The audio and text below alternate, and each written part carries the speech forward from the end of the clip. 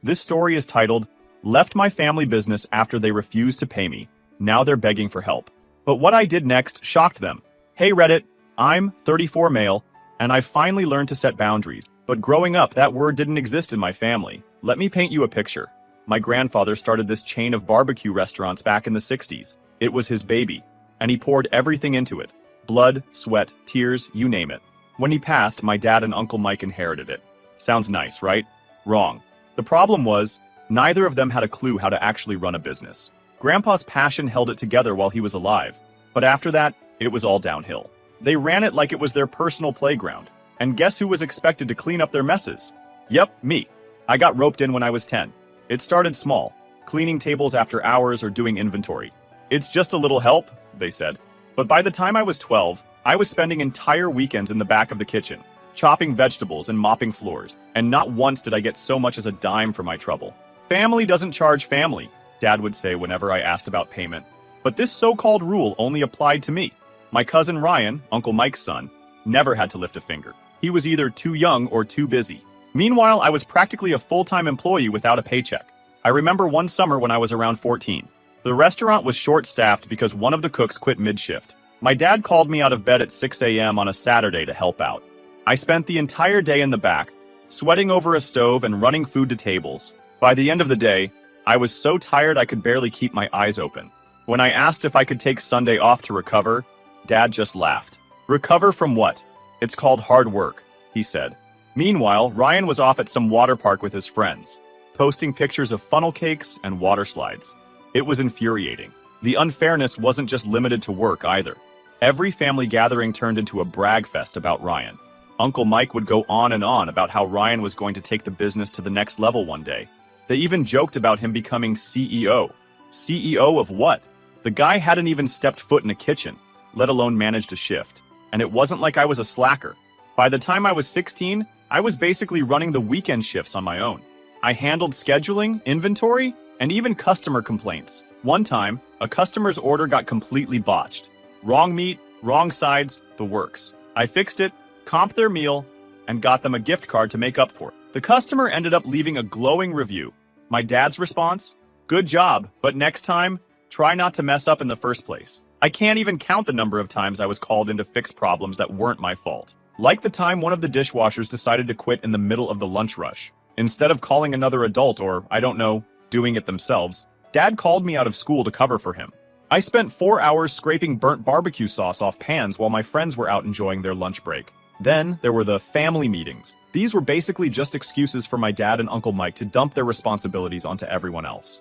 They'd sit us down in the dining area after hours and talk about how we all need to pitch in. Translation? I needed to work even harder to make up for their bad decisions. One time, Uncle Mike decided to add a salad bar to one of the locations without telling anyone. He didn't do any research or planning, just showed up one day with a truck full of lettuce and croutons. Guess who had to figure out how to make it work? Mr. I spent an entire week setting it up, training the staff, and making sure it didn't completely tank. When the salad bar failed, because duh, no one goes to a barbecue joint for salads, Uncle Mike blamed me for not marketing it well enough. By the time I was 17, I started to realize that this wasn't normal. My friends had part-time jobs where they actually got paid, and their families didn't expect them to sacrifice their entire lives for tradition. But every time I brought it up, I was met with the same line. You should be proud to be part of something bigger than yourself. Proud? Of what? Working for free while Ryan got treated like a prince? No thanks. It all came to a head when I turned 18. I was finishing up a shift when Ryan strolled in with his dad. He was dressed in some fancy new clothes, talking about how he'd just gotten back from a treat trip with his friends. A treat trip? The guy hadn't even worked a day in his life. Uncle Mike looked at me and said, "You should be taking notes from Ryan. He's got the right mindset for leadership." I couldn't believe it. I'd been breaking my back for years, and they wanted me to take notes from someone who didn't even know how to sweep a floor. That was the moment I knew I had to get out. But it wasn't going to be easy. My family had spent my entire life tying my self-worth to the business, and breaking free felt impossible. Still, I knew one thing for sure. I couldn't keep sacrificing my happiness for their entitlement. And that's just the start of the story. Trust me, it gets worse before it gets better. I realized I couldn't keep living like that, constantly working for free in a business that treated me like cheap labor, while Ryan lived his best life without lifting a finger. I'd had enough. I told my parents I wanted to go to college, and not just any major, I wanted to study marketing. I'd always been drawn to the creative side of business, and I figured if I was going to put my time and energy into something, it might as well be something I enjoyed. When I brought it up to Dad, his face twisted like I just told him I was planning to rob a bank. "Why would you waste time and money on college?" he asked. "You've already got a career lined up here. You should be grateful we've built this for you." "Grateful for what?" I shot back. "I've been working here for years without pay. That's what family does," he said, like it was supposed to make everything okay. "Ryan will join us eventually, and you two will run it together. That's how we keep the legacy alive." Ryan. It always came back to Ryan. This guy, who still didn't know how to do a single thing at the restaurant, was apparently my future business partner. I knew I couldn't let that happen. Uncle Mike, of course, had to stick his nose in. "The business doesn't have extra funds for college," he said, as if I'd asked him to sell his car to pay for my tuition. "If you want to go, you'll have to figure it out yourself. We can't be funding personal ambitions." The hypocrisy of that statement made me want to scream. Uncle Mike had just bought Ryan a brand new laptop for his future studies in hotel management, fully funded by the business. Meanwhile, I was being told to fend for myself. But if there's one thing those years at the restaurant taught me, it's how to hustle. I applied for every scholarship I could find, took on 2 part-time jobs, and even worked as a delivery driver on weekends. I didn't care how hard it was. I just needed to get out of there. The first few months of college felt like freedom. I wasn't tied to the restaurant anymore, and for the first time in years, I had the chance to figure out what I actually wanted. I loved my marketing classes, especially the ones that focused on branding and customer behavior. I'd spend hours working on projects and brainstorming ideas, and it felt good to use my brain for something other than calculating food costs or dealing with angry customers. Of course, my family didn't make it easy. Dad called constantly, asking when I'd come home to help. "The weekends are tough without you," he'd say, like I was supposed to drop everything and drive back just because they didn't want to hire more staff. One time, Mom called me in tears. "Your dad's so stressed," she said. "Can't you just come home for one weekend and help out?" "No, Mom," I said firmly. "I've got 2 jobs and a full course load. I can't just drop everything." "Well, Ryan's been helping out a lot lately," she said, clearly trying to guilt me. I almost laughed out loud. "Ryan? Helping? Sure, maybe he showed up once in a blue moon to supervise a shift, but I knew he wasn't doing anything that actually mattered. I'd heard from my friends who still worked there that Ryan spent most of his time chatting with customers and avoiding the kitchen entirely. By the time I hit my second year of college, I'd gotten into a good rhythm. My scholarships covered most of my tuition, and my jobs paid for the rest. It wasn't easy. I'd pull all-nighters working on marketing projects, only to wake up at the crack of dawn for my delivery shift. But I felt like I was finally doing something that mattered. Meanwhile, the family drama continued. Every time I came home for a holiday or break, the guilt trips would start all over again. Dad would corner me and say, "I don't understand why you're wasting time learning about marketing when we could teach you everything you need to know right here." Uncle Mike would chime in with, "This business is your future, whether you like it or not. You're going to come back eventually, so why not start now?" I learned to tune them out, but it wasn't always easy. They had a way of making me feel like I was abandoning them, even though I knew deep down they were the ones who'd let me down. One summer, I decided to take an internship with a local marketing agency instead of working at the restaurant. I thought maybe, just maybe, they'd finally leave me alone. Instead, it made things worse. "You're working for strangers?" Dad asked when I told him. "How can you be so disloyal to your family?" "It's an internship," I explained. "It's not like I'm moving away forever. It's the principle of the thing," Uncle Mike said. "You're turning your back on the people who've always been there for you." "Always been there for me?" The audacity was almost laughable. But the internship turned out to be one of the best decisions I ever made.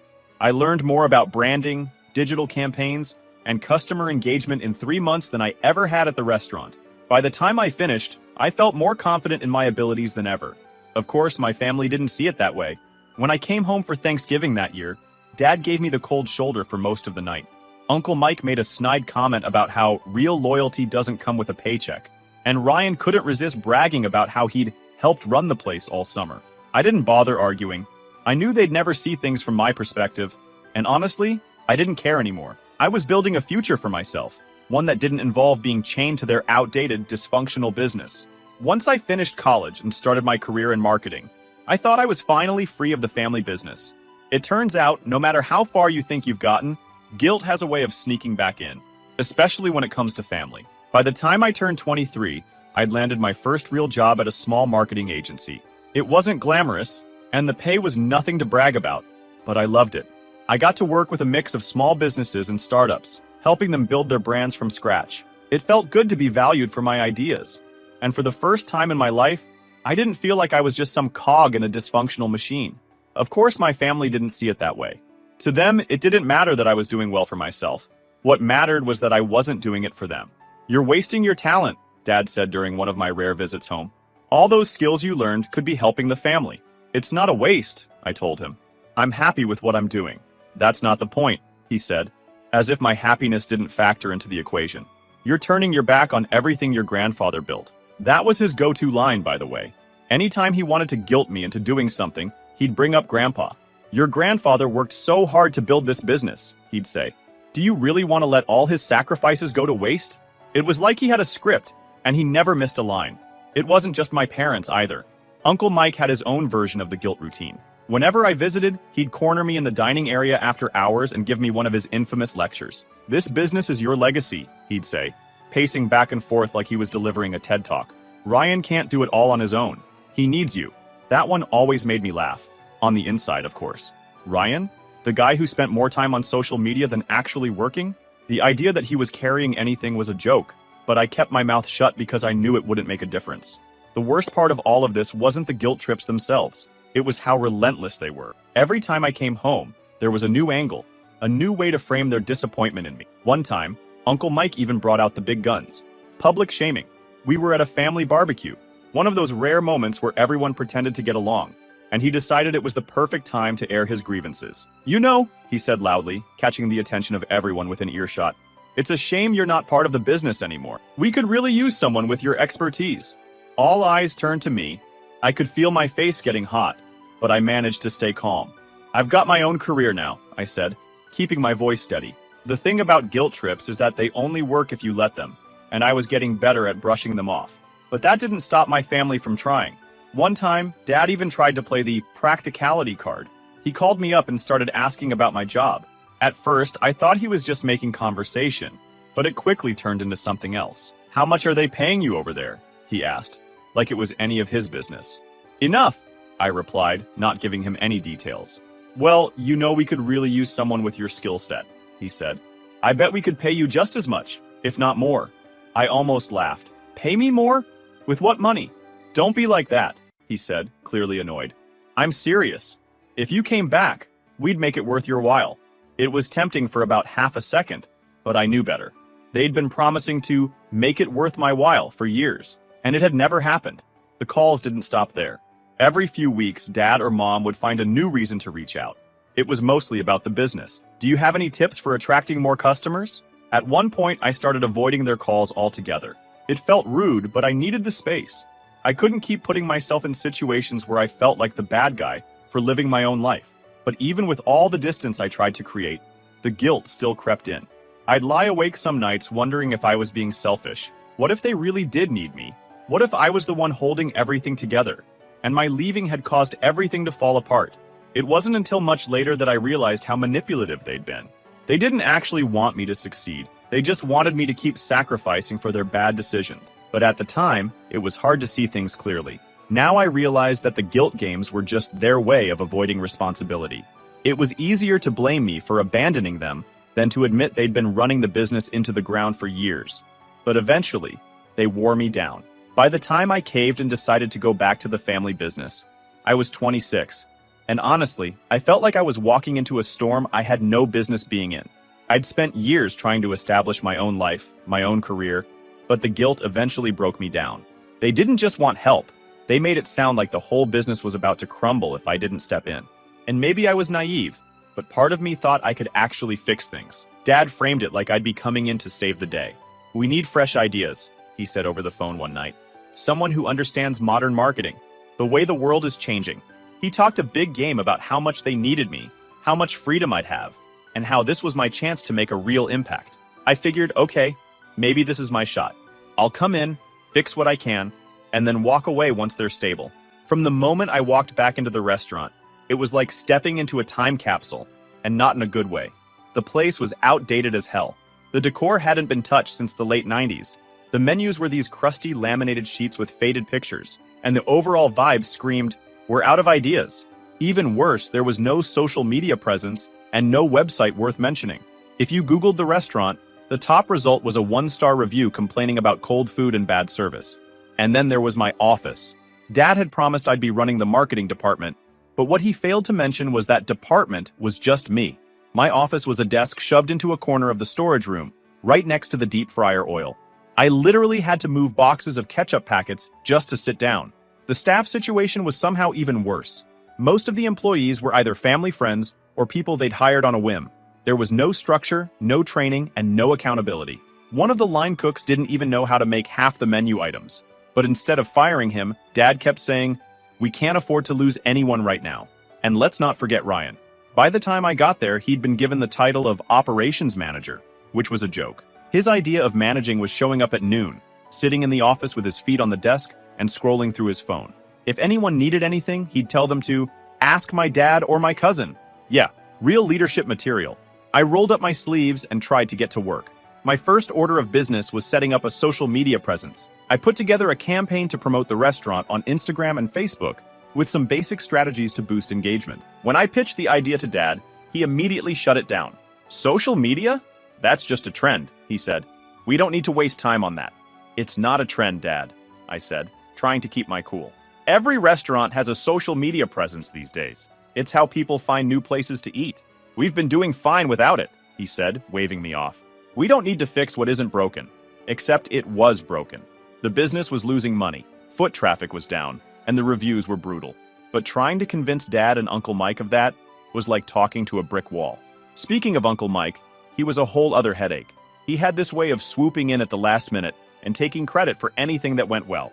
One time, I spent weeks setting up a partnership with a local catering company to boost our revenue.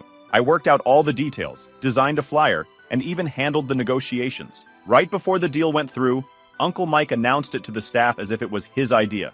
He even gave himself a pat on the back during the next family meeting.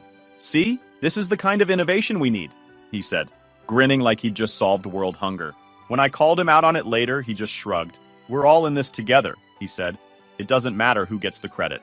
Of course, it mattered to him when he didn't get the credit. Ryan wasn't much better.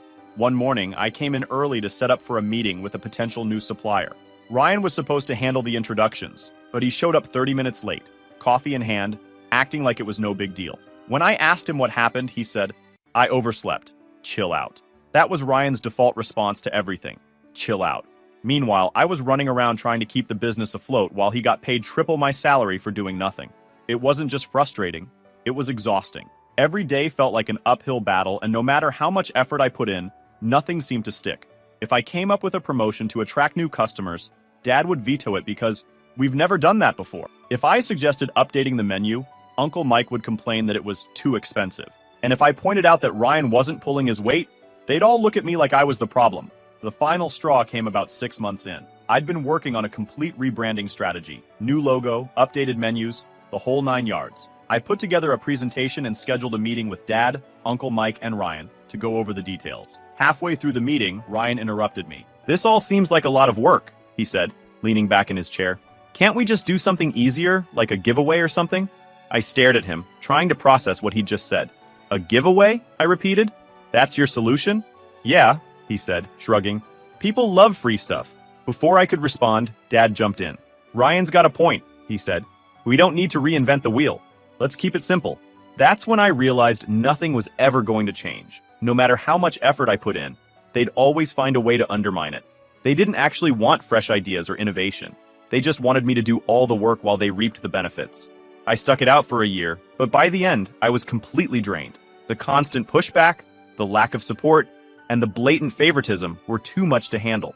When I finally quit, Dad called me selfish. Uncle Mike said I was being dramatic, and Mom cried, "Of course." But honestly, I didn't care anymore. I'd tried my best, and it wasn't enough. They didn't want to be saved. They just wanted someone else to take the blame for their failures, and I wasn't going to be that person anymore. But as much as I wanted to leave it all behind, life had other plans. For a while, life was good after I quit the family business. I threw myself into my work, moved into a better apartment, and even started traveling a bit. My family? Well, they didn't take my exit gracefully. Dad acted like I'd stabbed him in the back. Uncle Mike barely acknowledged me when we saw each other. And Mom, of course, cried every time we talked.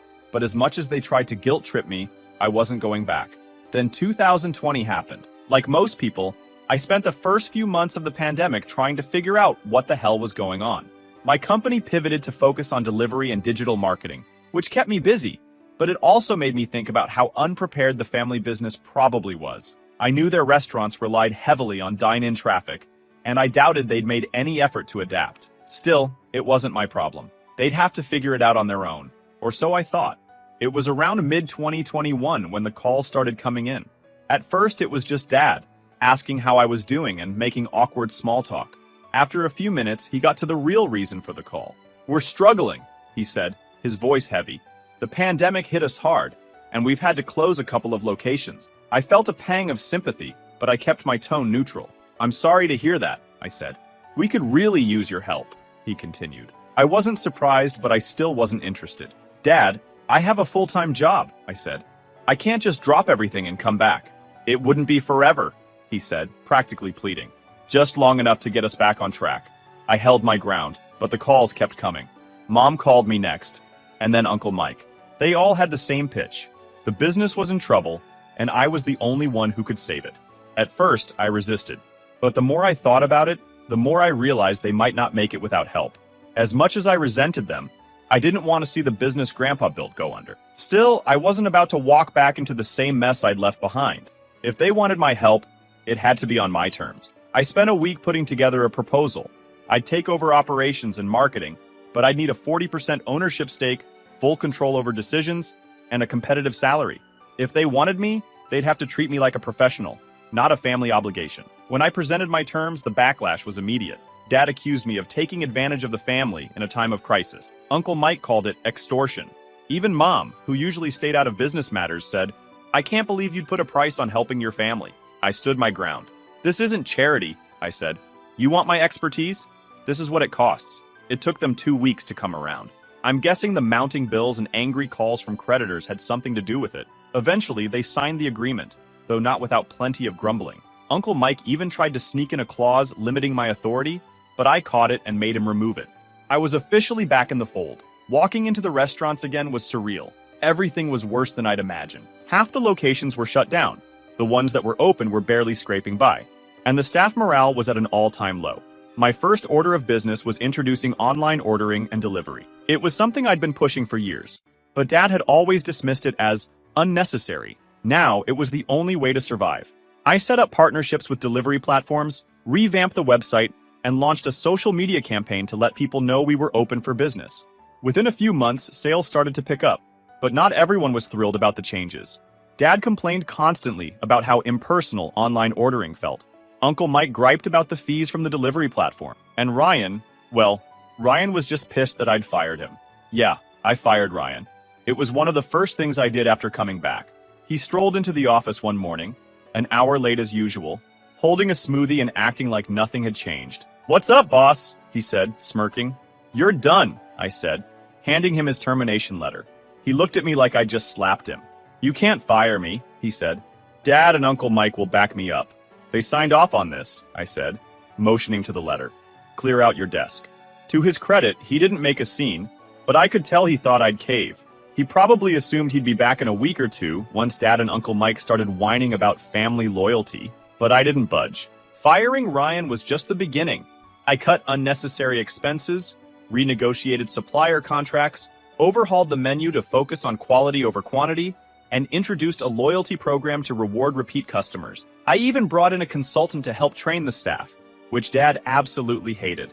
"We've been doing this for decades," he said during one of our many arguments. "Why do we need some outsider telling us how to run things?" "Because what you've been doing isn't working," I said. "If you want to save this business, you need to let me do my job." The loyalty program was also a big hit, but it almost didn't happen.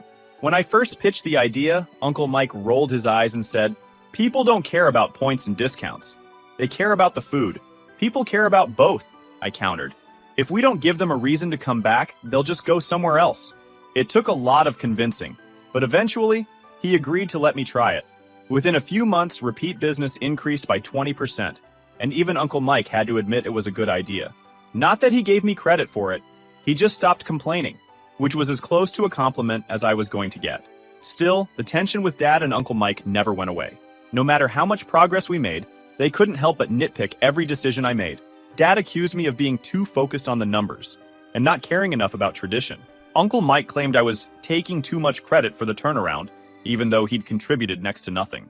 Even Mom got in on the act, asking me one night if I'd consider donating part of my salary back to the business. It would be a nice gesture, she said. You know, to show that you're really part of the family. I couldn't believe what I was hearing. After everything I'd done, they still wanted more from me. About a year ago, I finally quit. It wasn't a sudden decision. It had been building up for months. The business was in a good place financially, and I'd accomplished everything I set out to do. The restaurants were turning a profit again. Staff morale was up, and we had a loyal customer base. From the outside, everything looked great, but inside, it was a nightmare.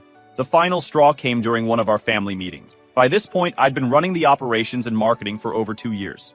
I'd modernized every aspect of the business, and it was thriving because of my efforts. But instead of being grateful, Dad and Uncle Mike were plotting behind my back. I found out they'd promised Ryan the CEO role. Yes, Ryan. Apparently, they'd decided that now that the business was stable, it was time to hand over the reins to family. Never mind that I was family too. In their minds, Ryan was the heir, and I was just the workhorse. When I confronted them, Dad didn't even try to deny it. "You've done your part," he said. "Now it's time for Ryan to step up and lead." "Step up and lead?" I repeated, trying not to lose it. "He hasn't done anything except sit on his ass while I've been busting mine for the last 2 years. You don't understand," Uncle Mike said, as if I was the one being unreasonable. "This business was always meant to stay in the family. Ryan has the right to be part of it." "I am family," I said, my voice rising. "But that's never mattered to you, has it?" They looked at me like I was the problem, like I was being selfish for not wanting to hand over everything I'd worked for to someone who didn't deserve it. That was the moment I knew I was done.